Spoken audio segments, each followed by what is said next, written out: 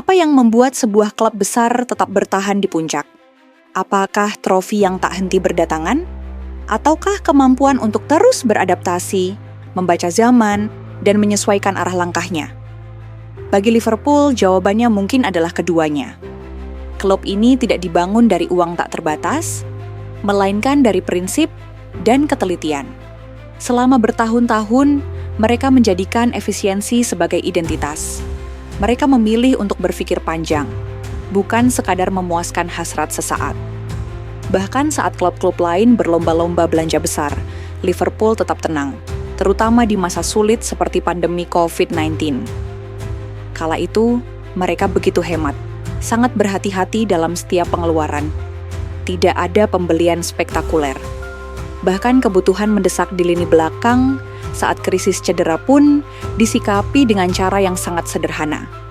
Filosofinya jelas, bekerja dengan apa yang kita punya. Namun seperti yang pernah dikatakan oleh Jose Mourinho, jika ingin juara, perbanyaklah mengeluarkan uang. Dan mungkin kalimat itu kini terdengar masuk akal bagi Liverpool. Musim 2025-2026 menghadirkan cerita yang kontras. Tidak ada lagi Liverpool yang berhemat. Tidak ada lagi strategi menahan dompet rapat-rapat. Klub yang dulu dikenal cermat dan pelit, kini berubah menjadi salah satu tim dengan pengeluaran terbesar di Eropa. Apakah ini bentuk kepanikan? Tidak. Justru ini adalah rencana besar yang disusun dengan penuh keyakinan. Musim sebelumnya, Arne Slot datang menggantikan Jurgen Klopp. Harapan tinggi langsung mengiringi langkahnya. Banyak yang percaya Liverpool akan meraih quadruple di bawah pelatih asal Belanda itu. Namun kenyataan di lapangan berkata lain. Mereka hanya berhasil meraih gelar Premier League. Tapi bagi pelatih yang baru memulai langkahnya, itu lebih dari cukup. Kini, dengan pengalaman satu musim penuh, Slot tampak jauh lebih siap. Dan Liverpool menunjukkan bahwa mereka juga siap mendukung penuh. Musim panas ini, mereka menghabiskan sekitar 226 juta euro. Sebuah angka fantastis yang belum pernah mereka keluarkan dalam 8 tahun terakhir. Transfer besar seperti Florian Wirtz, 138 juta euro.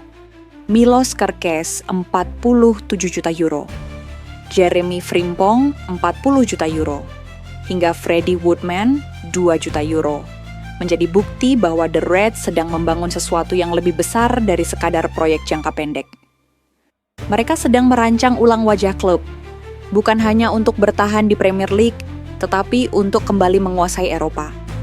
Wirtz bukan hanya sekadar nama besar dari Bundesliga. Ia adalah simbol pergeseran pendekatan Liverpool terhadap kreativitas dan fleksibilitas di lini tengah. Dengan gaya bermain yang dinamis, visi yang tajam, serta kemampuan mencetak gol dari lini kedua, Wirtz diproyeksikan menjadi jantung permainan Liverpool di bawah sistem baru Arne Slot. Kehadirannya juga membuka peluang kombinasi menarik bersama Dominic Szoboszlai, McAllister, dan Ryan Gravenberch. 4 gelandang ini memberi Liverpool opsi taktis yang jauh lebih beragam dibandingkan musim-musim sebelumnya. Di sektor bek sayap, kepergian Trent Alexander-Arnold ke Real Madrid sempat mengundang kekhawatiran. Namun, klub tidak butuh waktu lama untuk merespons. Mereka bergerak cepat mendatangkan Jeremy Frimpong dari Bayer Leverkusen, pemain dengan karakteristik menyerang yang tajam dan stamina luar biasa. Frimpong dianggap sebagai pengganti alami yang tidak hanya bisa mengisi peran Trent, tetapi juga memberikan warna baru dalam skema permainan Slot yang lebih vertikal dan eksplosif. Sementara itu, sisi kiri juga tak luput dari perhatian. Andrew Robertson, meskipun punya reputasi besar, tampil inkonsisten dalam beberapa musim terakhir. Oleh karena itu, Liverpool mendatangkan Milos Kerkez, bek muda yang tampil menonjol bersama Bournemouth.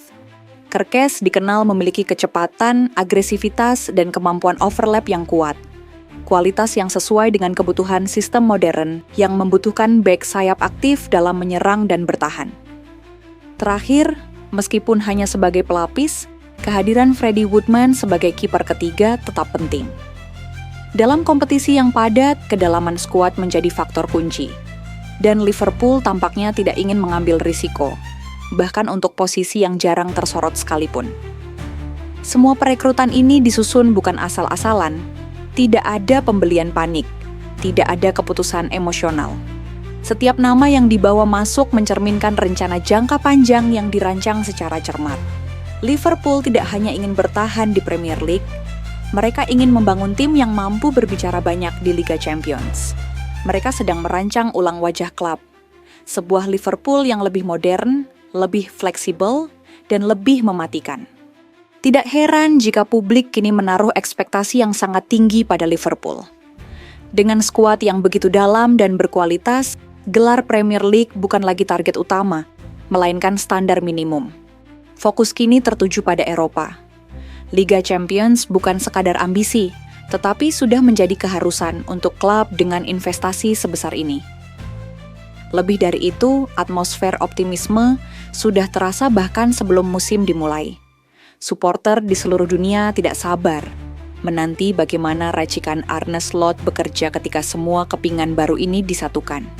Mereka ingin melihat bagaimana Florian Wirtz beradaptasi, bagaimana Frimpong menggantikan peran ikonik Trent Alexander-Arnold, dan bagaimana Kerkez memberi warna baru di sisi kiri pertahanan.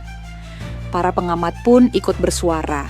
Banyak yang menyebut Liverpool kini punya salah satu lini tengah terbaik di Eropa. Penuh teknik, tenaga, dan kreativitas. Kombinasi Wirtz, Szoboszlai, McAllister, dan Gravenberch dinilai bisa menjadi jantung tim yang sangat berbahaya, tidak hanya di Premier League, tetapi juga di kancah Liga Champions. Namun ekspektasi besar selalu datang bersama tekanan besar. Saat klub menghabiskan lebih dari 200 juta euro dalam satu jendela transfer, maka setiap langkah di lapangan akan selalu dinilai. Setiap hasil imbang akan dipertanyakan, dan setiap kekalahan akan dibesar-besarkan. Liverpool bukan lagi tim yang berproses, melainkan tim yang dituntut langsung berhasil. Disinilah peran Arne Slot akan diuji. Ia bukan Klopp yang dikenal karena karisma dan koneksi emosionalnya dengan publik Anfield. Slot lebih tenang, lebih sistematis, dan lebih taktis. Ia membawa filosofi berbeda, menekankan kontrol, struktur, dan rotasi fleksibel. Filosofi yang tidak sekadar bergantung pada emosi, tetapi pada presisi dan organisasi. Jika berhasil, Slot bisa mengantar Liverpool ke era baru. Era di mana keberhasilan tidak lagi bersandar pada satu nama besar, melainkan pada kolektivitas yang terbangun dari bawah ke atas. Tapi jika gagal, proyek besar ini bisa menjadi senjata makan tuan. Dan di tengah semua itu, muncul pertanyaan yang pelan-pelan mengemuka. Apakah ini masih Liverpool yang sama? Apakah klub yang dulu dikenal hemat, membumi, dan mengandalkan akademi kini telah berubah menjadi mesin modern yang digerakkan uang besar dan tuntutan instan? Pertanyaan-pertanyaan itu mungkin tidak akan langsung terjawab. Tapi satu hal yang pasti, Liverpool sedang bergerak. Mereka tidak lagi menunggu gelombang. Mereka sedang menciptakan gelombang itu sendiri. Dengan skuad yang gila, pelatih baru dengan filosofi yang segar, dan tekanan yang luar biasa. Ia adalah proyek besar, eksperimen ambisius, dan mungkin awal dari dominasi baru. Namun di balik skuad yang hampir sempurna, masih ada satu titik yang menyisakan tanda tanya besar. Lini depan, tepatnya posisi striker murni. Sejak kedatangan Darwin Núñez dari Benfica, harapan besar langsung disematkan padanya. Postur ideal, kecepatan, serta kemauan untuk terus berlari menjadikannya tipikal penyerang modern. Ia mencetak sejumlah gol penting dan berkontribusi dalam berbagai momen krusial. Akan tetapi, satu hal yang belum benar-benar muncul dari Darwin adalah konsistensi. Ia tampil baik, tetapi belum mencapai level mematikan seperti striker-striker legendaris yang pernah dimiliki Liverpool. Di momen-momen besar, ketajamannya kerap dipertanyakan. Sorotan dari media dan tekanan dari publik pun terus menguat. Manajemen Liverpool tampaknya menyadari hal ini. Mereka tidak ingin lini depan menjadi satu-satunya titik lemah dalam proyek besar Arne Slot. Maka muncullah satu nama dalam daftar teratas incaran, Alexander Isak. Penyerang asal Swedia tersebut tampil luar biasa bersama Newcastle United. Dengan teknik yang halus, pergerakan cerdas, dan ketenangan di depan gawang, Isak dinilai sebagai sosok yang sangat cocok untuk sistem yang diterapkan Slot. Gaya mainnya yang cair dan kemampuan berperan sebagai striker maupun second striker membuatnya menjadi pilihan ideal untuk menambah kedalaman dan kualitas lini serang Liverpool. Namun, seperti yang bisa diduga, Newcastle tidak akan melepas Isak dengan mudah. Mereka menyadari bahwa sang penyerang adalah jantung serangan mereka, mesin gol yang tak tergantikan. Liverpool mungkin punya kekuatan finansial, tetapi kali ini mereka berhadapan dengan klub yang sama sekali tidak berniat menjual. Meski begitu, perburuan tidak berhenti di sana. Nama lain yang mulai mencuat ke permukaan adalah Victor Gyökeres. Penyerang Portugal yang tampil ganas bersama Sporting CP ini telah mencuri perhatian banyak klub top Eropa. Posturnya yang kuat, naluri gol yang tajam, serta kemampuannya bermain dalam berbagai skema menjadikannya aset berharga. Gyökeres memang masuk dalam radar Liverpool, namun laporan terbaru menyebut bahwa ia saat ini lebih dekat ke Arsenal. Bagi Liverpool, ini bukan soal siapa yang didapat lebih dulu, tetapi siapa yang benar-benar sesuai untuk menjadi ujung tombak tim yang sedang dibentuk ulang. Mereka tidak ingin mengulang kesalahan yang sama. Mereka menginginkan striker yang tidak hanya bisa mencetak gol, tetapi juga menyatu dengan filosofi permainan, ritme pressing, dan struktur taktis Arne Slot. Musim masih panjang, jendela transfer belum tertutup. Tapi satu hal jelas, Liverpool belum selesai. Jika mereka benar-benar ingin menciptakan generasi emas baru, maka pencarian penyerang nomor 9 ini akan menjadi potongan terakhir dari puzzle besar yang sedang mereka susun. Namun proyek besar Liverpool musim ini tidak hanya terhenti pada sektor penyerang. Di balik dominasi lini tengah dan pencarian sosok nomor 9, manajemen juga mulai menyiapkan fondasi untuk lini belakang. Dan satu nama besar yang menjadi sorotan utama dalam proses ini adalah Virgil van Dijk. Tidak ada yang meragukan kapasitas Van Dijk. Ia masih menjadi pemimpin lini belakang, kapten yang dihormati, dan pemain dengan pengaruh besar baik di ruang ganti maupun di lapangan. Meski usianya kini tidak lagi muda, Van Dijk tetap tampil konsisten dan menunjukkan bahwa ia masih sangat layak bermain di level tertinggi, setidaknya untuk 2 hingga 3 musim ke depan. Namun justru disinilah letak kecerdasan Liverpool. Alih-alih menunggu hingga Van Dijk benar-benar melemah, mereka memilih untuk mengambil langkah proaktif. Mereka tidak ingin kehilangan figur utama di lini belakang tanpa memiliki pengganti yang siap.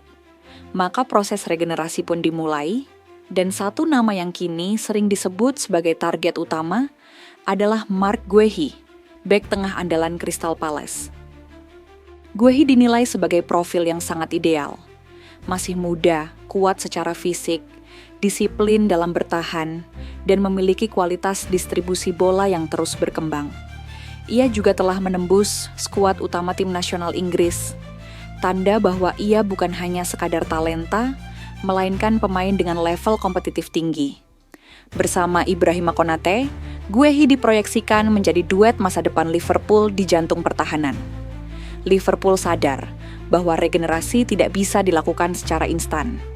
Mereka tahu bahwa membangun pertahanan yang kokoh butuh waktu, adaptasi, dan kesinambungan. Oleh karena itu, rencana untuk mendatangkan Guehi tidak sekadar menjadi opsi cadangan, melainkan bagian dari visi besar untuk membentuk skuad jangka panjang yang siap bersaing dalam 5 hingga 7 tahun ke depan. Inilah wajah baru Liverpool, sebuah klub yang berpikir jauh ke depan, namun tetap bertindak pada hari ini. Mereka mengeluarkan dana besar bukan untuk memuaskan ego, tetapi untuk membangun stabilitas jangka panjang. Di balik setiap transfer besar, selalu ada satu benang merah, menyusun ulang kekuatan tim, bukan hanya demi kejayaan satu musim, melainkan untuk menciptakan era baru yang bertahan lama.